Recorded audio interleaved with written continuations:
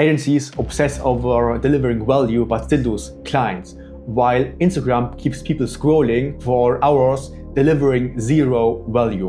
What if you could retain your clients the same way? Here's what we are covering. The Instagram 4-step method retention mechanism. Why agencies with good results still lose clients. And the exact system to steal. So let's begin with section number 1, Instagram dopamine architecture. Let's break this down into 4 key components. The first one is variable reward timing. Instagram doesn't retain you with value. It retains you by making you feel good. Also, you don't know when the next dopamine hit is coming, but you know at some point you will get an enormous dopamine hit. That is for sure. And Instagram or any other platform does this because if they gave you instantly the best videos in 10 minutes, you will be completely drained, wanting to just leave the platform because you had enough. Instead, they secretly put stupid videos between the good ones. Sometimes you scroll instantly further in under a microsecond because you don't want to watch this dumb video. You are always on the lookout for the next enormous dopamine hit. Sometimes it comes and sometimes not, but your brain is hunting it constantly. And you get angry if it doesn't come, making you wanting it so badly that you are glued to the screen and just scroll and scroll and scroll. And to bring this back to the actual point, for example, if you do Facebook ads for real estate and after 2 months you give your clients 7 deals, they will just leave because they have enough value and they are overwhelmed of their new 7 deals in just 2 months. They have just enough, they are just satisfied, and frankly, they just want to leave. It's not about the result you deliver, but it's about making the client feel good. And don't get me wrong, delivering good result is still quite important, but it's actually the least important variable out of 3 variables for maximizing client retention. But first, let's finish the Instagram dopamine architecture. Next component, pattern interrupts. This is also artificially created with your marketing and expectation settings. You deliver still the same stuff, but it's boring. People want excitement, so just deliver that. Make some random gifts, make some random milestones, gifts, and build genuine relationships. You are an entrepreneur and learned how to do boring things and also know that this whole passion thing is just not true. But you are not your clients. Next component. This is also artificially created with your marketing and expectation settings. This is a really interesting point because when you artificially create something that may be called marketing, but when you artificially create expectations, that is not artificial. So now you are still delivering the same stuff, but now in a different frame.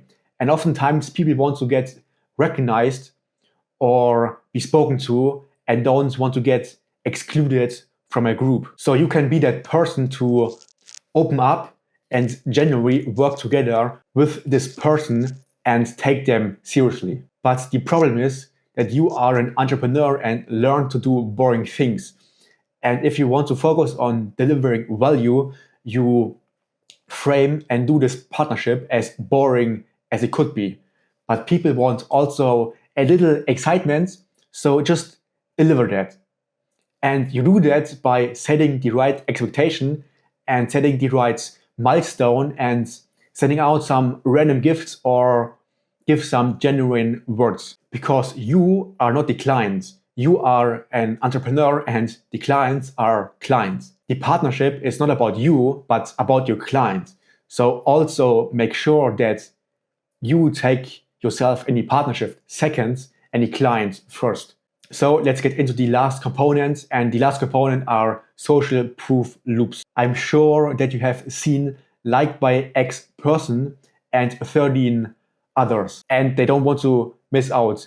Even when you just started your agency, you had some kind of proof, maybe not past clients, but you still had proof. You did research in the Facebook ad library and see what worked and then explain this whole concept to your client on the sales calls, and then they actually see what will get what results. You borrowed authority and use it, And this is the same thing Instagram is also using. But Instagram is taking this to a next level because they had systemized this whole concept of social proofs. Because whenever you are on a platform, you will get always confronted with this fear of missing out, or see what other people are doing and think, shit, I should do this the same way because I have the same goal. But the problem is most agencies don't do that because they don't have a system of constantly showing authority and what actually works. They maybe show some massive social proof in their ads or outbound, but then when the client got close on the sales calls, they are now in the collaboration with you, but still live in the real world and seeing what other people might be doing. So you have to constantly reevaluate and really signal to your client that you are the best person. It's an ongoing process. And then you can actually upsell the clients very easily because you have a good foundation of your relationship. But here is the one thing I saw over the last 2 years listening to agency owners. They did random things. Stuck in this mode, I figured this out. And this is super important to keep growing. But once you started to figure out something, then don't continue, figure out everything and just sticks what actually works. But I see so many agency owners in this entrepreneurial mode where they are just testing and never double down on what actually works. Sometimes you can just use what you already done and then build a system that executes regardless of what you are thinking. Because then people get caught up into new ideas, new offers, new outreach strategies, and don't actually stick to one thing. Then you can just be sure that this thing is working and have a little bit of safe ground. So now this was the whole Instagram dopamine architecture. But I want to go more in depth what we just covered. So let's move on to section number 2, the missing human variable. Most agencies deliver great results and communicate effectively and regularly, but yet clients still leave. Here's the disconnect. They deliver good results. They see delivering good results and building a relationship with your clients as two separate things. But it's about building a relationship while delivering solid results. Because nobody wants to have a relationship with a robot that executes every day as the same before. But that doesn't mean you can't have a clear line between business and personal stuff. Business will affect relationships, but also relationships will affect the business. That's why it's so risky to build a business or do business with actual friends. Anyways, if you now want to talk business, you can be boring, and you should be because it works. But the results have a personal impact on the client, because on the sales calls, you sold their dream, not just random features. In general, this impact should be perceived as something valuable they don't get every day. So the partnership should be something special they don't get every day. Even though they do business and it's very boring, they still get some good results, so they don't get overwhelmed, but still get enough results so they achieve their goals. So it's not the everyday business. And throwing random gifts at your clients maybe work for some, but not everyone. For you, the booked appointments or sales is daily business. But for the client, it's not, because you transformed your client from their current situation to their dream outcome. So it's not something day-to-day and really boring. So make that clear that this is something special, because they have never done that before. Because otherwise they wouldn't book your agency in the first place. You have to resell their dream so they don't forget it. Celebrate the milestones.